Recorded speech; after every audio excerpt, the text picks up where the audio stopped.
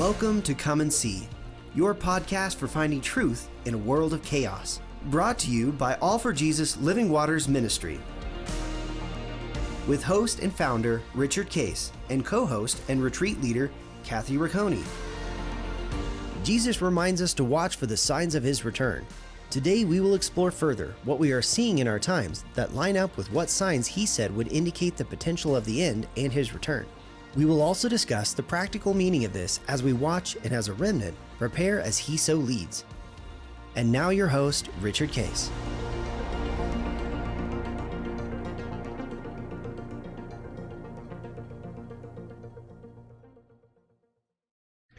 Well, good morning, Kathy. Here we are on Friday, End Times Friday. It's been exciting. I've gotten a lot of emails of people saying we're really excited about the series, that they want to continue to stay with it and understand things, because the world, they said, There's is so much to learn. Yeah. Yeah. And it's getting really tricky.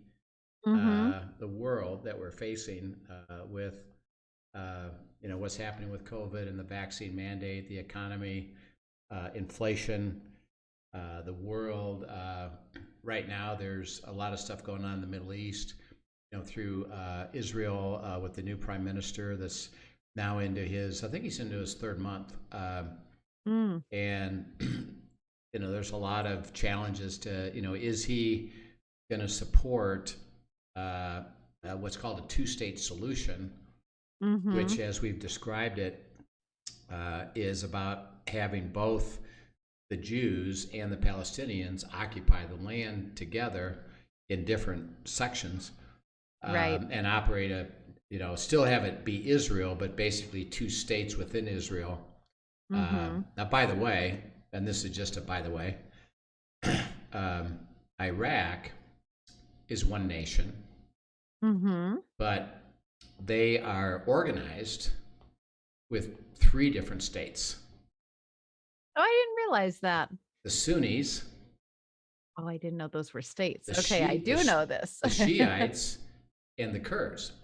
Okay. And it's really kind of funny, and just a strange type of thing, is that they're all Muslim. They literally, over decades and even into centuries, hate each other. Because their viewpoint of and Muslim, remember, is a religion. Right. And it's all out of Muhammad and the Quran, and the purist, by the way, which is what the Shiites say they are.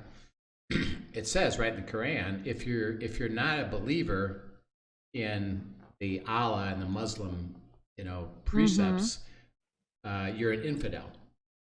If you're an infidel, we're going to kill you. And that's justifiable. By the way, it even says you can lie and cheat to do it. It's kind of interesting. So are the Shiites the most extreme? They're the most extreme of the three. Okay. And interesting enough, and again, this is really, as we look at this whole thing, they actually, in a sense, are the true followers of the Muslim religion as presented by Muhammad.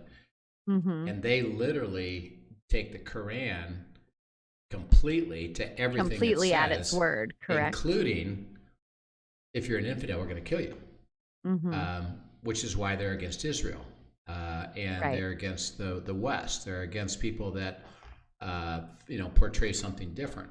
The Shiites of those three would be the most moderate. So they would be Saudi Arabia and Jordan and Egypt, and they basically said we believe in Muslim precepts, but not to that extreme. Oh, you mean the Sunni? I'm talking about the Sunnis. Yes. Yeah, the Okay. Sunnis. Yeah, Yes. sorry, I said Okay. Shiites. I meant the Sunnis. The Sunnis are the more moderate, and they said we'd like to cooperate with the West. We'd like to do business with the West. We can coexist with them. We're not coming after them to kill them, and they're not coming after us to kill us. So why don't we just get along? And as long as you don't force us to follow you, Right. we can cooperate with you. And then the Kurds are kind of just ones that are less so, and they're very, very, very small. They're kind of self-contained, and they just basically, I don't want to kill anybody. I don't want anybody to come and deal with me. I just want to be alone. Leave me alone. Let me do my thing. Okay, so Iraq has a 3-state solution. Regions where the Shiites pretty much live, the Sunnis live, and the Kurds live, and they don't live in the same place, generally speaking. Now, because of it, they're at war with each other, and they don't ever consider Iraq as let's do things for the benefit of Iraq. If we're going to disagree with you, we're going to come against you, and we're going to be in opposition to you out of our state. So that when we have an example of what it would look like if we had a 2-state solution, and by the way, that's why Netanyahu and Israel never gave in to that, because they said, well, no, if we do, we're just going to actually, interesting enough, increase the ability and power to go to war, and we're going to wind up fighting each other. And we don't want that. We already got problems with Iraq, Iran, and all this around us. We don't want to bring them into our own community. And by the way, God gave us, through the 6-Day War, the land. The U.S. Right now is supporting a 2-state solution. So the question that's going on is Bennett, the Prime Minister of Israel, going to side with America and say, let's develop a 2-state solution, or are they going to say, no, we're not willing to do that, as Netanyahu did, for about almost 16 years, and they never did. And he did it really cleverly, by the way. He just said, okay, I'd agree to talk to them if they agree to never attack us and put their arms down and eliminate all the terrorist attack and bombing, and all those missiles got to be destroyed. And of course, Hamas and Hezbollah, no, we can't do that. He said, okay, well, then I'm not talking to you. That's pretty clever, really, how he did it. But now we're under a new regime, and America is supporting a 2-state solution. So in the past, has America supported the 2-state solution as well? Or is that newer? No, it's fluctuated with the what's called the administration in power. Right. George Bush and his father, they didn't fully support a 2-state solution. They also didn't say it should be exclusively Israel, along with the Jews. Obama supported a 2-state solution. Trump did not. Although, and this is interesting, he has a son-in-law called Jared Kushner. Right. He became his trusted right-hand person in the administration. While Trump was promoting no 2-state solution, his son-in-law, Jared, was negotiating a 2-state solution. A 2-state solution, right. So, yeah, he was kind of saying no, but he really was. Right. And of course, it never went anywhere because Netanyahu was so clever. And we know that Trump was very pro-Israel, that's for sure. I mean, he gave him arms and gave him money and agreed not to. He's the one, by the way, that said, "I'm revoking the nuclear treaty with Iran." Right. And people said, "Wait, you can't do that. We already signed it." He said, "We signed it, but they have to conform to their conditions, and they're not. They're building They're building nuclear weapons. So I'm withdrawing it. I'm not supporting it." Well, the new administration just went back and re-signed it and said, "No, we support it." So it's all interesting stuff. And again, to me, see, I don't get really engrossed in the politics of it all. It's more spiritually. What does it all mean? Well, chaos. And how is it moving forward? Chaos, division. I do know one thing is that Israel isn't going to wind up giving up the land, and I believe God's going to fulfill that. However, the human, leaders try to go do that. My belief is I don't think that's ever going to happen. Ultimately, by the way, Israel, which actually we'll start seeing today, is the focus of the world through the Antichrist coming against it, trying to eliminate it. So right now there's, I would say there's a reasonable positive viewpoint toward Israel. Okay. You've got the Sunnis that are already developing treaties with them, business with them, and trade and all that, and support. And they actually like, again, Israel attacking the Shiites who have the weapons because, well, you guys do it, and yeah, we can't do it, but you got to do it, and we'll support you doing it because we don't want them coming against us. And the world, there's a lot of things coming against anti-Semitism, where they speak against Israel and fight against Israel. There's a lot of countries say, no, we don't want you doing that. Right now, it's a very favorable viewpoint toward Israel. Well, because of what we know in Scripture, that's all going to flip. And Israel is going to be the place of everybody in the world, including particularly out of the leadership of the Antichrist, is going to try to attack and eliminate. And they go from being favorable, including the United States. And one of the things that we'll talk about as we go down the path is, are we even a part of the play? Right. We might be economically or literally through a bombing or disaster, we might be gone because we're not really mentioned. There are a lot of scholars that do believe America's really not a player in any of this. Right. Yeah. Doesn't look like we're a player. So again, there's lots of things that have to happen with that. But all of that interesting stuff right now is in play, and Bennett is having to choose, okay, which direction does he go? Now we know one interesting thing. He got in Israel. Remember, it's not the vote and you win the majority of the vote and you're the party. So in America, for example, the president, let's say he wins, 47% of the vote, 46% of the vote, and the next guy wins 43% of the vote because other voters went to other places. Right. They don't say, well, because of that, we're not going to put either one of you in until you decide what to do. Whoever got the most votes wins. That's not so in Israel. Right. Whoever gets the most votes, you got to have a majority of all the votes. And they never get there, by the way. It's interesting. So because of it, they then have to go out and negotiate with the different factions. Would you join me? To get the support they need. Get you support, and you put me in as prime minister in our party, and we'll negotiate something with you so you could get what you want. Okay, so that happened with Bennett. So he didn't win. Netanyahu didn't win. And so as a result of it, they both went out. And by the way, they do it in sequence. Kind of interesting. Netanyahu was the prime minister, so he got first crack. Okay, so you see if you can put a government together. Oh, that's interesting. And you got 30 days. 30 days came and went. He couldn't do it. Mostly, I believe, because he wouldn't compromise on it. Right. And I think he thought, neither will Bennett.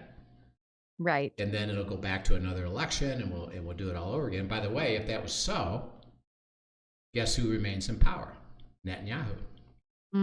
It's a whole interesting system. That's the way he had stayed in power for, because they'd gone through so long. They'd gone through 4 elections. Well, nobody could ever do it. Put a majority together. So, as by default, whoever was the prime minister stays the prime minister. Netanyahu was the prime minister. I think that's what he thought was going to happen. Right. Bennett goes and he renegotiates, and he negotiated, and the reason that he succeeded was he negotiated with the Arab faction, the Muslim faction. They joined his coalition. Now, do we know what he negotiated? No. Okay. We don't know. That'll be interesting. We do not know. We know he did. Because they joined gained their support, right? And he gained their support and said, yep, we'll support this. And whenever they do that, they said, in order to us to do that, you have to give us this. He promised them something that hasn't yet been fully realized or delivered. And that's why some of the noise is, well, he's supporting a 2-state solution, which is what the Muslims want. Now, we don't know, is he going to go all the way through with that? Is that going to happen? but we need to watch it because from what I can see in Scripture, there's not a two-state scenario.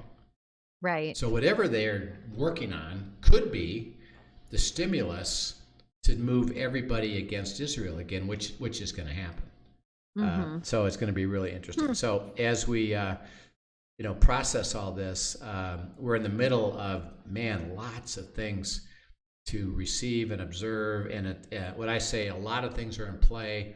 The Supreme Court ruling on this mandate, the vaccine mandate,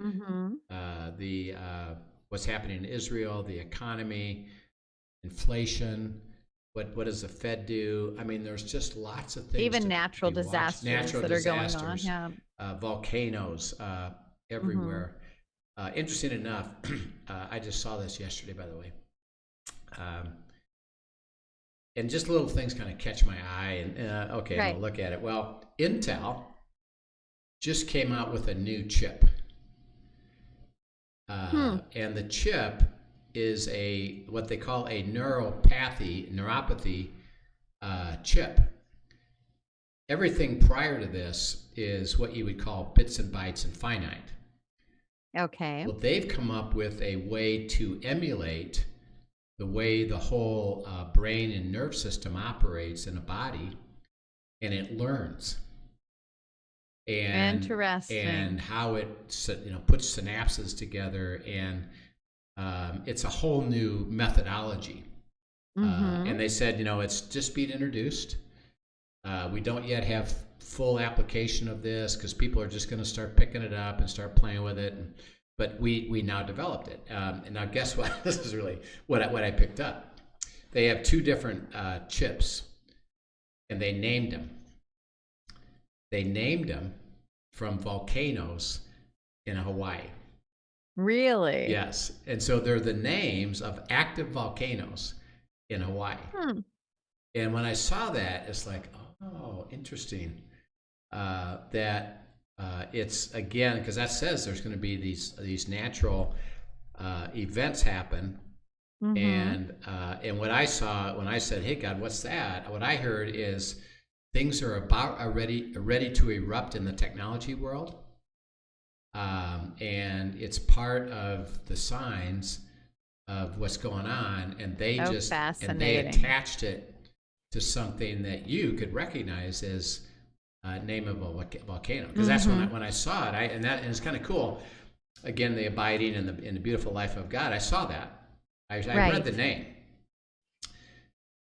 and I don't know these names at all. I don't know them at all. But it piqued. But it's like piqued something in and me. I said, is that the name of are these names of volcanoes? And God said, yes. Go look it up. And I looked it up. It's like, they are. Interesting. Okay, Father, what do you have to say about that? Yeah, things are about ready to erupt in the technology world. And this is, and by the way, it won't be announced, not going to be a big deal, but this is a big deal. Pay attention. So it's really interesting stuff. Oh, fascinating. Yeah. And by the way, the use of it, ultimately, and they said this in the article, will go to AI, what's called artificial intelligence, AI. Artificial intelligence, by definition, they're trying to build things that learn and make their own decisions. Machines. But they need electronics, better electronics to do it, and this is what's going to do it. Very interesting. So it's going to be interesting to watch. Yeah, we're going to see an acceleration of that. So we've talked about, last time we talked about the beast, the system of the beast, what Daniel had laid out as the aspect of it's a system. There's a tribulation. The Antichrist is a little horn. He winds up taking to 10 when Daniel sees it down to 7. And then he talks about that the Antichrist winds up in power and has all these things happen where he's deceitful. He's against Christians. He persecutes Christians. He martyrs Christians. He's causing all kinds of trouble to where he gets to the point where he says, I'm God. And then he says he's going to wind up being broken by Christ. And so he laid all that out. Well, as we look at the end, by the way, you look at Daniel, you look at some chapters in Matthew with what Jesus spoke, and Luke, Mark. You look at New Testament comments that Paul makes, and then you have Revelation. Well, this is why it's interesting. It's not laid out sequentially. It's not, well, boom, boom, boom, boom, boom. Just read it through and you'll see it all. It's kind of like, well, I just showed you something. Now I need to show you more, but it's in a different location and it's not sequential, and you got to go look for it and see, okay, what does this say next? So we've read this out of Daniel, and that's all he received.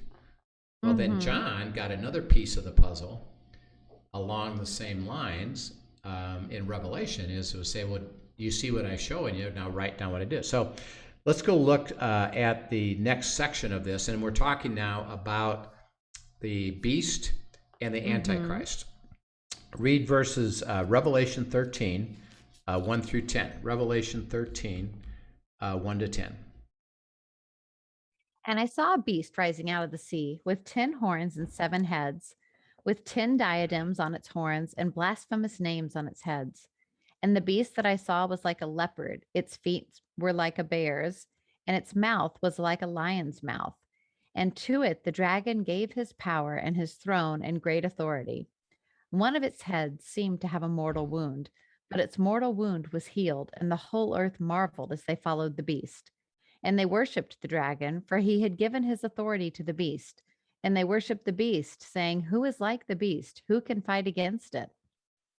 And the beast was given a mouth, uttering haughty and blasphemous words, and it was allowed to exercise authority for 42 months. It opened its mouth to utter blasphemies against God, blaspheming his name and his dwelling, that is, those who dwell in heaven. Also, it was allowed to make war on the saints and to conquer them. And authority was given it over every tribe and people and language and nation, and all who dwell on the earth will worship it, everyone whose name has not been written before the foundation of the world in the book of life of the Lamb who was slain. If anyone has an ear, let him hear. If anyone is to be taken captive, to captivity he goes. If anyone is to be slain with the sword he must be slain. Here is a call for the endurance and faith of the saints. Yeah. So he's laid it out, and he's talking about the beast, and then he gives a great description of what's going to happen, because John started to see, not just Daniel, in a sense, he saw and was given kind of what I would call the visual of it. Okay. So, okay, I can see this. He even said it. Daniel even said it. I don't really understand this. Right. I see it, and I'm reporting what I see. So he was kind of what I would say looking at the surface. There's going to be a beast. There's 10 horns. He's going to get defeated. The Antichrist is going to raise. A little horn's going to raise up. He's going to come against the saints. And he described that. Well, John is shown, interesting enough, the same thing. But through his dialogue and his insight, he sees spiritual stuff going on as well, because he described it, for example, who gave authority to the beast? The dragon. Yeah. The dragon is Satan. Yeah, it says the dragon gave his power to the throne, the power and his throne and great authority. Yeah. And so who did that? Well, the dragon. Well, that's more than just visual. It's discernment. Do you see a spiritual thing going on? Do you understand who's behind this? It's powers and principalities which are invisible per se, but they become visible as we start to see and understand it. What's really happening here in a spiritual dimension. So John is bringing in this spiritual dimension to it as it's now going further. So he says that when he picks it up, he said there's 10 horns and 7 crowns. Mm-hmm. Okay. Now remember, Daniel said that the 10 has gone to 7. Mm-hmm. All right. So he's seeing that, and this is why it's. I think it's corporate structure. It's the structure is still there. The 10, Okay. he says, I see 10. Right. The structure is still there. The beast is the structure, the system. And there's 10 units, there's 10 corporations, there's 10 something that still are there and they're operating. They haven't been eliminated, but what has been eliminated are the crowns or the heads of those horns. And he said there's 7 left. So by this time, when he's picking it up in Revelation 13, the little horn, the crown on the little horn, has already eliminated the 3. So he says that's where they are, and he says, what do? They blaspheme against God. All right, now think of that understanding. When somebody says you're blaspheming, what are they saying? They're coming against God, saying false things about him, all kinds of different, but dishonoring who he is. And the false things that are being spoken are represented as what? True. Oh, yeah. That's why it's blasphemy. Is that it's not just, I don't agree with that. No, I think that's not right. Right. That's not interesting enough. That's not blasphemy. Blasphemy is what I'm saying is correct. What I'm saying is true. It just happens to be opposite of what. So representing a lie as the truth. They're representing a lie as the truth. Okay. So that it's not saying that, well, yeah, we don't agree with these Christians or Jews. We just don't agree with it and we're speaking against it. It's that, no, what we're saying is the truth of the way that God works, and they represent it as such. And in a sense, they let people define themselves. Well, then if what you're saying is true, then that can't be true. Exactly. And what John saw was what they're saying, what they're representing is blasphemy. It's completely against the truth of God. Wow. And now the world. Well, and this coincides with where in Matthew it talks about good looking like evil and evil looking like good. Yeah. That deception. Yeah, exactly. Yeah, that deception. And the world, now they wouldn't call it blasphemy. Because they're accepting it as truth. If you agree with that truth, you think it's true, and you think the other side is speaking blasphemy. But the truth is, he's speaking blasphemy against it. And he says, it looks like a leopard. And again, what does a leopard do? Super fast. Right. It's swift. Things are happening fast. It looks like a lion. Okay, we know something about the lion. In the jungle, what's he called? The king. The king of the beast. Why? Nobody can defeat him. He's got all the power. Everything that he has is winning.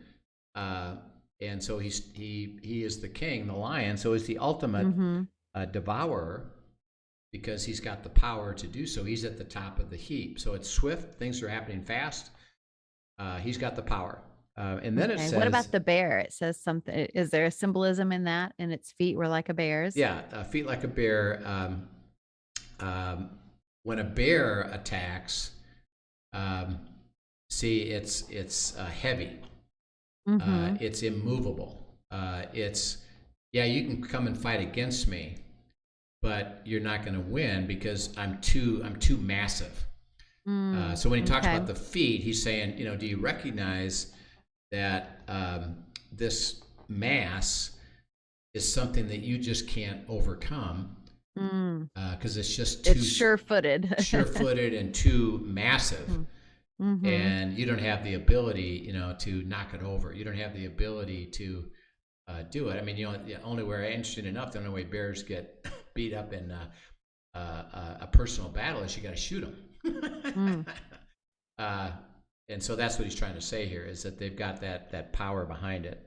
And then he talks about the dragon, is that he gives the authority, remember, to the beast.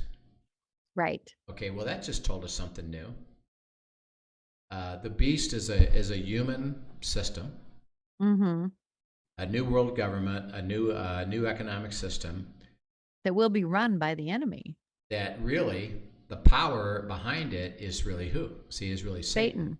Yeah. Satan is using it so that the people, even in the system, the 10 heads to the 7 heads, if we're there and we say to them, do you know that Satan is pushing the buttons? Their answer is going to be what? Probably no. No, of course not. You're wacky. Yeah, no way. Yep. No, we got this under control. We're doing this. We're doing it for the benefit of the world. Now, again, how does Satan do it? Deception. What is deception? What I think is good is actually anti-God and evil and wicked. And Satan has flipped me without me even knowing it, that I believe, because they don't say I'm doing it, I am being deceptive to do it. No, I believe this to be true. Yeah. And in fact, almost out of the, quote unquote, goodness of their heart, they're standing on something they truly believe to be good because they're deceived. Right. And not looking at the truth of God's word to recognize that what they're seeing as good is actually evil. Right. And this is a little bit why we know it's Satan. If you believe something is good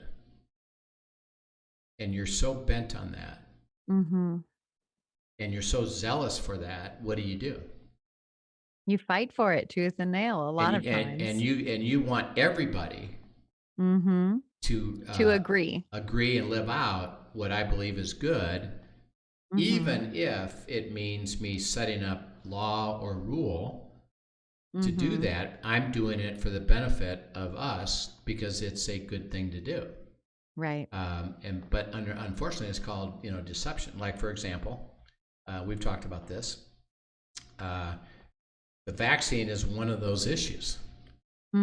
Is there's people, interesting enough, the entire world has been split into vaxxers and anti-vaxxers.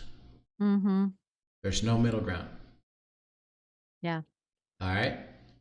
Now, both of them are strong in what they believe. Both of them believe what they believe is correct and right, and believe everyone should think what they think. So what do? They're working to force everybody to do what they want to do because they think it's good, and they can manipulate information, manipulate data on both sides of it. On both sides, yeah. And I've decided, and I'm going to go execute that as best I can, including, if I can, pass law to make you do it. That's the whole issue right now of the mandate. Right. See, it's not whether, as I look at it, and we've already explained it, is because it's not a universal thing, then it's up to individuals before God to decide. Normally, in the world, that freedom would be there. Well, and so, for me personally, I would never tell somebody, well, you shouldn't be doing that. You better do X. My question is really simple. Did you understand? What did God say? Yeah. You need to do that 100%. I'm not going to judge you, and I don't want to force you. And by the way, I would like and prefer that you don't force me. Let's each have our choice, because I believe that we could live together and do that. Well, the world has gotten to a point of, no, we're going to force it. And again, and both sides of it, see, I think they're deceived. Mm-hmm. Why? Because they are absolutely 100% sure that they're right, and I got to get everybody else to do it. Right. And the deception is that I have to get everybody else to do it. Mm. Well, no, you don't. And in that, the division that is caused among Christians, even, you'll just take the rest of the world out and just look at Christians, and the division and the disunity that has been created there is immense. I mean, Yes. it really, and our focus on kingdom culture is gone. Yep. You know. Yep. And so as we look at then the enemy. So what's behind it all is the enemy working through deception to wind up blaspheming. And it says that the dragon, Satan, has given his authority to the beast. Mm-hmm. Okay.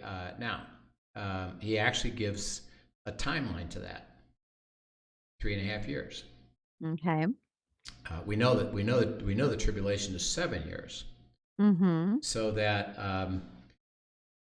as the tribulation begins, when the one world government's set up, and then you got to have a mark of the beast, that the real power and authority is coming from Satan up until the midpoint, and we're going to see how significant this becomes as we process this further. But the authority in this description is given to who?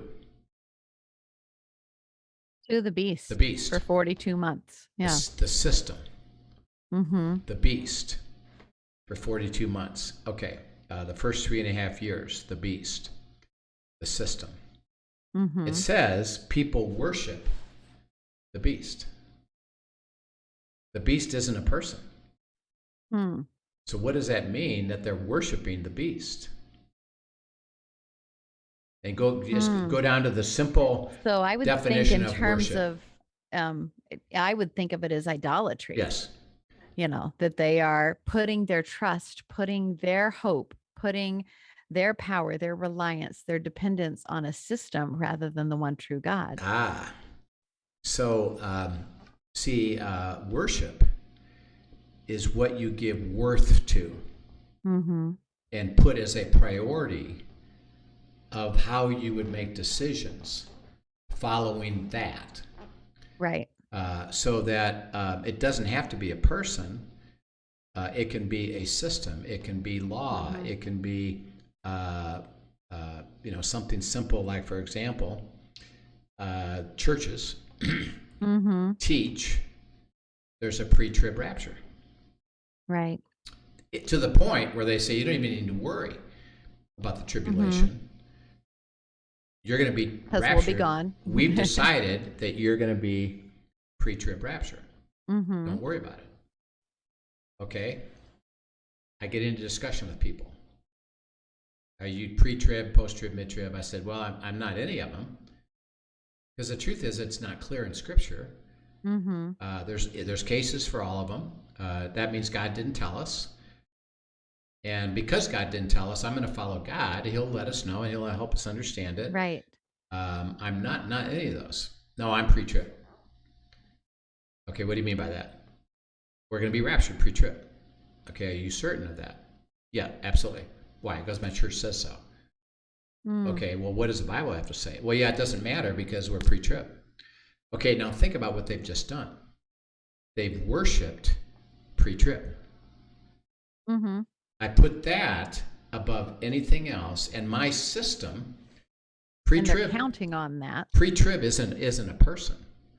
Pre-trib isn't a religion. Pre-trib isn't a process. It's a system. I've just worshipped that because I've decided that's absolute, and I'm going to do everything geared toward that truth that I believe is true, and I'm worshiping it, as opposed to, well, let's look at Scripture together. It's not that clear. So I understand your preference, and believe me, I hope so. But I'm not certain of that, so I'm not going to worship it. So when we say worship the beast, it's through the system that they Mm-hmm. put as a priority, which, by the way, answers the question that we got even a couple weeks ago of, well, if I take the mark of the beast, it just says worship the Antichrist. Yeah, it talks about that. But here Mm, it's talking about worshiping the beast. How? right. I bought into the system, Putting your trust into that and I'm putting system. my trust in that system. Mm-hmm. And I'm processing that under the authority of Satan, who is using it to blaspheme, speak great things, crush things, define Mm-hmm. things, and it happens for 3.5 years. Mm. Okay, now, first of all, we know Satan's behind the whole thing, and we got to understand that. That's why he says you got to really be clear on who you're following and don't get drifting off, deceived, and think, oh, that's a good idea, because that's actually Satan through deception. At the end of 3.5 years, who does he give his authority to? To the Antichrist. Ah, because why? At that moment, the Antichrist steps up, and by the way, he's eliminated the other 9 Right. somehow in a way that everybody saw it as, well, that's actually a good thing. Mm-hmm. So it wasn't by some corrupt thing that appeared like, oh, that's not good. Look at what that guy just did. He came against that and shouldn't have done that. Whatever he does, which is still a question, I think I talked about this last time. Boy, I wonder how that works. That's going to be super clever. But he does, and then he steps up and says, I'm God. When he says, I'm God, and we'll talk about this next time as we get into the false prophet, he says that Satan gives all the authority then to the Antichrist and does require everybody to worship him. Now, not the system, but him. Yes. As God. He's God, and now the authority is through him. And this is part of the abomination of desolations. Abomination correct? Of desolation, okay. When he stands in the middle and says, I'm God, everybody worship me. The world does. And of course, that brings about God's wrath for 3.5 years. And through that 3.5 years, the Antichrist is the one calling the shots, no longer the beast. Everything shifted from the beast to the Antichrist. And the authority comes from him, and he's calling the shots as, interesting enough, as God. And they think it's physically God on earth, and he's the guy, and we worship that, and we trust it. Yeah, we got a little problem here because things are awful. Hey, right. don't worry about it. It's that Israel's God. We got to get rid of it. We get rid of them. That'll be it, and we'll get back to the good stuff that I'm going to bring. So it's really interesting stuff. So, as we continue that, do you have any thoughts or questions about any of that in terms of? It's fascinating though. And I just something that just continues to stand out to me in that is basically the power of idolatry. Even just, I know this is not so much into the prophecy side of it, but as you sit and you talked about, them worshiping the beast. And I can see our hearts already ready to do that. Yeah. So often because, I see what I see around me right now is people who worship freedom, people who worship luxury, people who worship convenience, people who worship comfort, people who worship health.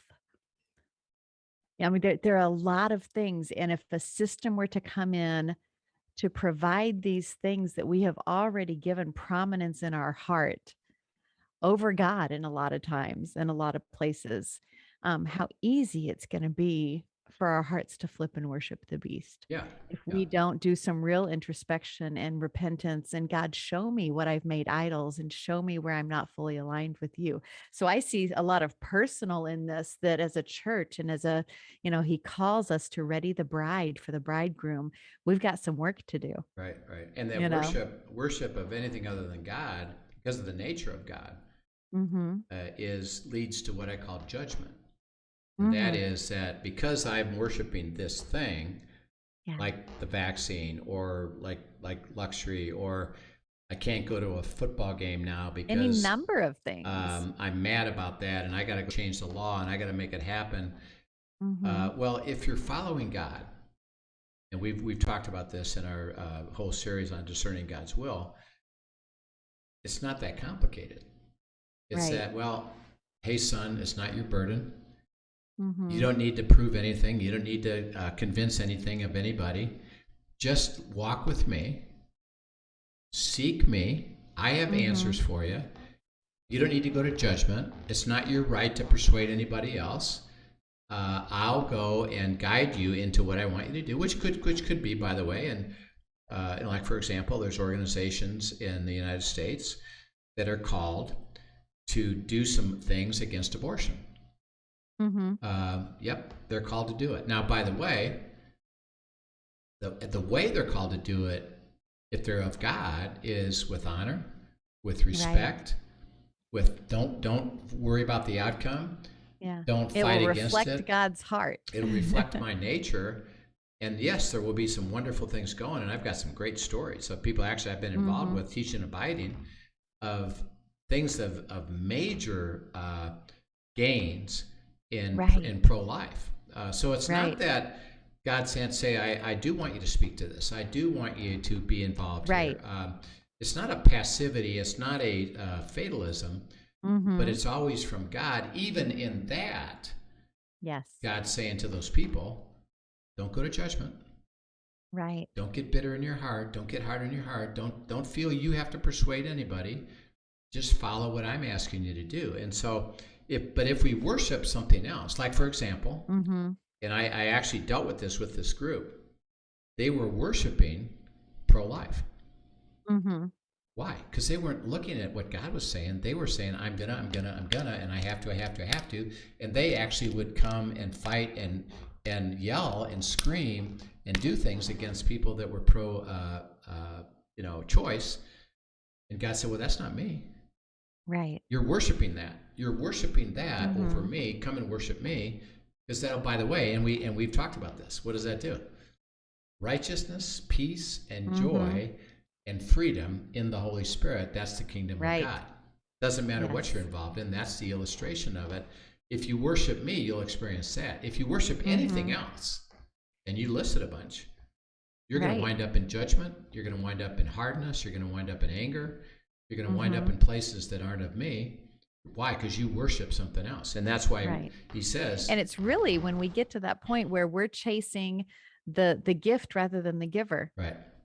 Or the agenda instead of the God who calls it and puts it into place. It's just getting things backwards. And it's so easy because it really is a fine line. And the enemy is so good at blurring that line, and we cross it before we realize it sometimes. Now you can see where this is headed.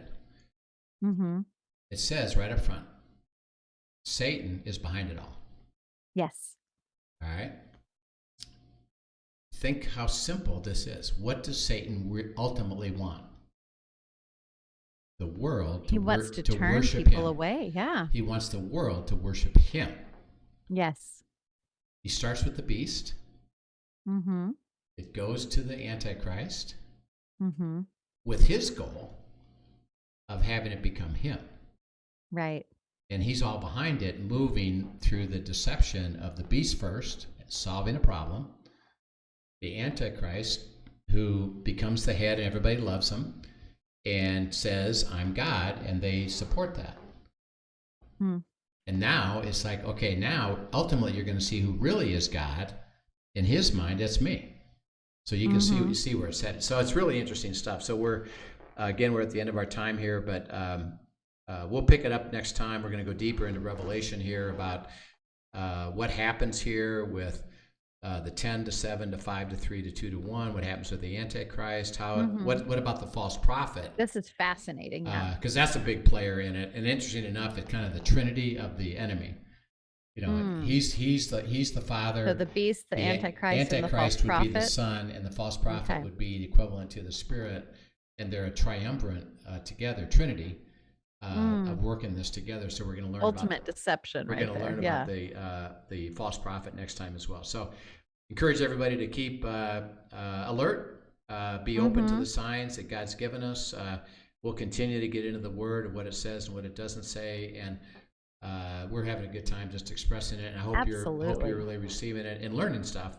And again, you got questions, send them in, and we'd love to see it. So we will see you. Have a great time. We'll see you next week. Sounds great. Thanks for joining us, everyone. Have a wonderful weekend. We'll talk to you soon. Yeah, see you soon. Bye. Thank you for joining us for today's episode of Come and See, your podcast for truth in a world of chaos. Brought to you by All for Jesus Living Waters Ministry. Send us your questions and comments, and tune in tomorrow for more answers to your personal questions about living life in God's truth. Remember, God's will is best and none better. His truth brings peace in this world of chaos.